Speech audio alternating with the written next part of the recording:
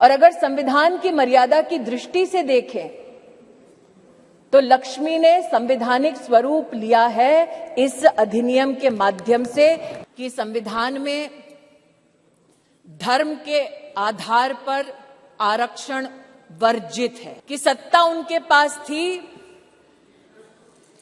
चमन उन्होंने लूटा, वरना आज जैसा कि प्रधानमंत्री जी ने कहा कब का ये गुलिस्तान हो चुका होता। विघ्नहर्ता के सृजन की, आराधना की मूल भावना को देखें तो गणेश जी का स्वरूप अपने आप में अपनी मां के हाथों से सृजित है और मां के प्रण ने, मां की तपस्या ने गणपति जी में प्राण दिए, यह उसका सबसे बड़ा प्रतीक है। हमारी सभ्यता में यह भी मान्यता है कि नव भवन में जब प्रवेश होता है तो पहला पैर, पथ पर पहला आगमन घर की लक्ष्मी का होता है। कई समाज के वर्गों में भवन के बाहर घर की लक्ष्मी अपने हाथ की अमिट छाप छोड़ती है और कई परिवारों में पैरों के नीचे आलता लगाकर बेटियों का सबसे पहला कदम ऐसे भवनों में रखा जाता है।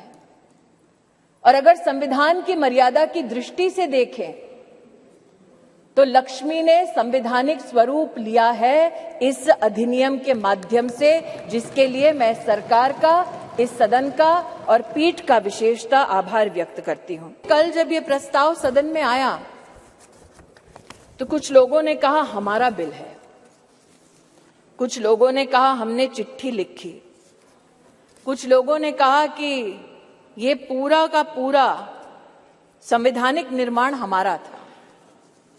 आज ऐसी एक सम्मानित नेत्री ने सदन में अपना वक्तव्य रखा, लेकिन उनका मैं एक विशेष रूप से आभार व्यक्त करती हूं कि 2 विषयों पर उन्होंने ऑन रिकॉर्ड स्पष्टीकरण दिया है। हमको बार बार बतलाया जाता कि एक विशेष परिवार ने 73rd, 74th amendment to the constitution पारित करवाया। आज मैं आभार वंदन करती हूं कि पहली बार स्पष्टता हुई इस सदन में उनके द्वारा कि ये पुण्य काम पीवी नरसिम्हा राव जी ने किया, जिनके मरणोपरांत उनके ही पार्टी के हेडक्वार्टर में उनको नमन करने का मौका नहीं दिया गया। दूसरा, ये कथन कि अभी क्यों नहीं और ये वक्त हमारा बिल है तो अभी करिए। तो महोदय, ये उस बिल की प्रति है जिनको वो हमारा कहते हैं। उसमें अगर आप दूसरे पृष्ठ पे 2B और 3B पढ़ें, और ये वो है जो कांग्रेस पार्टी कहती है यूपीए की सरकार में राज्यसभा में पारित हुआ और फिर लोकसभा में प्रस्तुत हुआ। अगर आप इस पृष्ठ पर ये दोनों छंद पढ़ें तो यूपीए, जिसकी अध्यक्षा श्रीमती सोनिया गांधी हैं, उन्होंने कहा है no seat shall be reserved for women belonging to scheduled caste, scheduled tribes in the 3rd general elections. 3B पढ़ें तो उन्होंने कहा, प्रस्ताव दिया, no seat shall be reserved for women in the 3rd general election.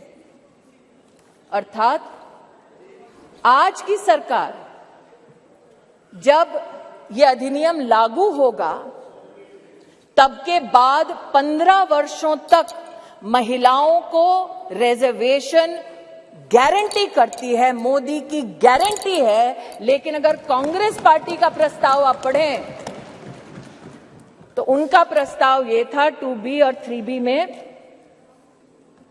कि no seat shall be reserved for women and SC/STs in the third general election.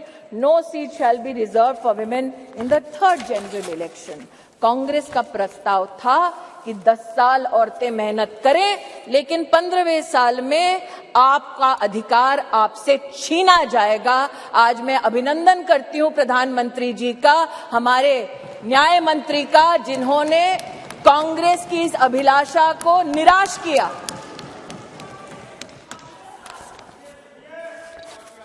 फिर इनका ये वक्तव्य कि आप अभी क्यों नहीं कराते। महोदय, हम जानते हैं कि संविधान को छिन्न भिन्न करना ये कांग्रेस की पुरानी आदत है, लेकिन आज अगर आप इसी गरिमामय संविधान के अनुच्छेद 82 को पढ़ें, 82 ये किताब नहीं है संविधान का, मेरे हाथों में, तो आपके लिए किताब होगी, हमारे लिए पूजनीय है, संविधान है ये।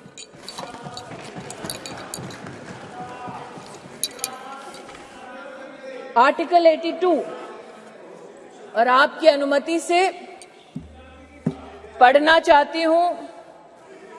Upon the completion of each census, allocation of seats in the House of the People to the states and division of each state into territorial constituencies shall be readjusted by such authority and in such manner as Parliament may by law determine, provided also that until the relevant figures for the first census taken after the year 2026 have been published. तो क्या ये विपक्ष के नेताओं का मत है कि जो संवैधानिक प्रक्रिया इंगित है संविधान में, उसकी अवहेलना हो? Should we not abide by the Constitution? Is that the position taken by leaders of the opposition parties? That is my humble suggestion and submission. फिर यह आरोप लगाया गया कि आप ओबीसी और मुस्लिम रिजर्वेशन क्यों नहीं देते। मुझसे ज्यादा अनुभवी लोग जो वर्तमान में बिना माइक के और पीठ की परमिशन के दांत चबा चबा कर बोल रहे हैं, उनको शायद इस बात का आभास नहीं कि संविधान में धर्म के आधार पर आरक्षण वर्जित है। इसलिए मैं आज आपके माध्यम से महोदय आग्रह करना चाहती हूं कि ये भारत वो भारत है जहां पर आज लोगों के पास व्यवस्थाएं डिजिटली भी पहुंची हैं, और इसीलिए हमारे देश के नागरिक जिस प्रकार से विपक्ष भ्रमित करने का प्रयास कर रहा है, उस भ्रम में ना फंसे, इसलिए तथ्यों का रिकॉर्ड पर आना उचित है। जो आज इस सभागार में बिना पीठ की अनुमति के आते ही एक शब्द का उच्चारण कर रहे हैं, इनकी राजनीतिक पृष्ठभूमि देखी जाए तो महिला के साथ विधानसभा में क्या आचरण करने का इनका इतिहास है। ऐसे लोग आज महिला की मर्यादा पर टिप्पणी ना करें तो इस सदन की शोभा बढ़ेगी। जो जानना चाहते हैं साफ साफ क्या बोलना चाह रही हूं, वो ये कि राष्ट्र सरकार के इस फैसले को स्वीकार करते हुए नारी शक्ति वंदन अधिनियम को समर्थन देती है राष्ट्र की महिलाओं के संवैधानिक सशक्तिकरण में अगर विपक्ष रोड़ा ना बने तो हम कृतज्ञ होंगे। आज जिन लोगों ने व्याख्यान किया महिला सशक्तिकरण का, वो ये भूल गए कि सत्ता उनके पास थी, चमन उन्होंने लूटा, वरना आज जैसा कि प्रधानमंत्री जी ने कहा कब का ये गुलिस्तां हो चुका होता और हम जो साल 2014 में माननीय प्रधानमंत्री जी के नेतृत्व में देश की सेवा के लिए अनुग्रहित भाव से इस सदन में आए, हमने तब से लेकर अब तक महिला उत्थान के लिए विभिन्न इकाइयों के माध्यम से, योजनाओं के माध्यम से